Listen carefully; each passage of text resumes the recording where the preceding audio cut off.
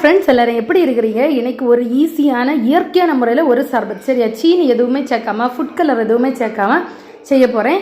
அதுக்கு முதல்ல ஒரு கப்புக்கு ஒரு செம்பருத்தி பூன்னு கணக்கு வச்சுக்கோங்க. உங்களுக்கு அதிகமாக வேணும்னா கூட போட்டுக்கலாம், ஒன்றுமே பிரச்சனை இல்லை. செம்பருத்தி பூவை நல்லா க்ளீன் பண்ணிக்கோங்க. அதில் பூச்சி எல்லாம் இருக்கும், அந்த மகரந்தம் எடுக்கக்கூடாது. அதை போட்டு 2 கப்பு தண்ணி விட்டு நான் காய்க்கிறேன், சரியா? இப்போ அது கொதிக்கும் போது அதுக்கு கலர்லாம் தண்ணியில் போயிடும். நம்ம வீட்டில் இப்போ சம்மர் டைமில் ஏதாவது கெஸ்ட் வந்தால் நம்ம உடனே சர்பத்தை ஊற்றி நம்ம கலக்கி கொடுத்துருவோம். அதில் இருக்கக்கூடியது வெறும் கலரும் வெறுமனே சீனியும் தான், சரியா? எல்லோரும் நல்லா மடக்குன்னு குடிப்பாங்க. அது உடம்புக்கு நல்லதே கிடையாது. நம்மளும் அதை அவாய்ட் பண்ணுவோம், சரியா? கொஞ்சம் வித்தியாசமாக அதுவுமே இயற்கையான முறையில் நம்ம செய்வோம். இப்போ தண்ணியில் அந்த செம்பருத்தி பூக்கு கலர்லாம் வந்துட்டு இப்போ நம்ம அதை அப்படியே எடுத்து வடிகட்டி தனியாக எடுத்து வச்சுருவோம், சரியா? இப்போ இந்த லைட்டான ஒரு பிங்க் கலர் தான் அந்த செம்பருத்தி பூக்க கலர், சரியா? இனி இதுக்கு கூட 1 கப்பு பனங்கற்கண்டுனா உங்களுக்கு தெரியும் இல்லை? அந்த பனையில் அந்த அக்கானின்னு ஒன்று எடுப்போம் பார்த்தீங்களா? அதில் கருப்பட்டி செய்வோம் இல்லை? அதில் இன்னொரு முறையில் இது காய்ச்சி எடுக்கக்கூடியதான் இந்த பனங்கற்கண்டு. அதில் தூசி சின்ன மண் எல்லாம் இருக்கும்.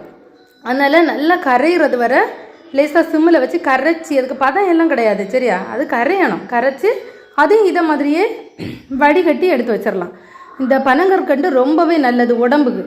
அந்த பிள்ளைங்களுக்கெல்லாம் சளியெல்லாம் வரும்போது வாயில் ஒன்று கொடுத்தீங்கன்னா இது ரொம்ப நல்லது. இதை வாங்கி வச்சு நீங்கள் பயன்படுத்துங்க, சரியா? இப்போ இந்த கலரில் இருக்குது. இப்போ இதை ஆற வச்சு நீங்கள் சில் பண்ணி எடுத்துடலாம். நான் கூல் பண்ணலை, அப்படியே தான் இருக்குது பிள்ளைங்களுக்கு கொடுக்குறதுனால. இப்போ இது என்ன பண்ணணும்னா ஆறின பிறகு 2மா மிக்ஸ் பண்ணலாம். மிக்ஸ் பண்ணும்போது பார்த்தீங்கன்னா ஒரு கருன்னு ஒரு கருப்பு கலரில் இருக்குது. இதை சர்பத்துன்னு கொடுத்தா யாருமே குடிக்க மாட்டோம், அந்த மாதிரி ஒரு கலரில் இருக்குது, சரியா? இனி இதுக்கு கூட 1 கப்பு சர்பத்துக்கு பாதி லெமன்னு நீங்கள் கணக்கு வச்சுருங்க. அந்த லெமன் ஜூஸை எடுத்து இதில் சேர்க்கும்போது பார்த்தீங்கன்னா ஒரிஜினலாக நம்மளோட சர்பத்து என்ன கலரில் இருக்குமோ அதே கலரில் மாறிட்டு டேஸ்ட் ஒன்றும் பெரிய வித்தியாசம் ஒன்றும் இருக்காது, அதே மாதிரி தான் இருக்கும். அப்புறம் என்னென்னா இதை நீங்கள் இன்னைக்கு செய்து நாளைக்கு குடிக்கிற மாதிரி இருக்காது, சரியா? நீங்கள் ஃப்ரெஷ்ஷாகவே தான் நீங்கள் அந்த செம்பருத்தி பூ ஜூஸு ப்ரிப்பேர் பண்ண வேண்டியிருக்கும். இதுக்கு கூட கொஞ்சம் சப்ஜா சீடம் போட்டு கலக்குன்னு கலக்கி நீங்கள் குடிங்க. மடக்குன்னு குடிங்க. குழுன்னு வயிற்றில் போய் வேலை செய்யும். சின்ன பிள்ளைங்கள்லாம் இருந்தால் கண்டிப்பாக இந்த சம்மரில் பாட்டில் உள்ள ஜூஸ் எல்லாமே வாங்கியே கொடுக்காதுங்க. இந்த மாதிரி கொஞ்சம் வித்தியாசமாக செய்யுங்க. நம்ம இயற்கையிலே செயற்கைக்கு மாற்றா எல்லாமே இயற்கையிலே இருக்குது. ரெசிபி பிடிச்சா லைக் பண்ணுங்கள், சப்ஸ்கிரைப் பண்ணுங்கள். பாய்.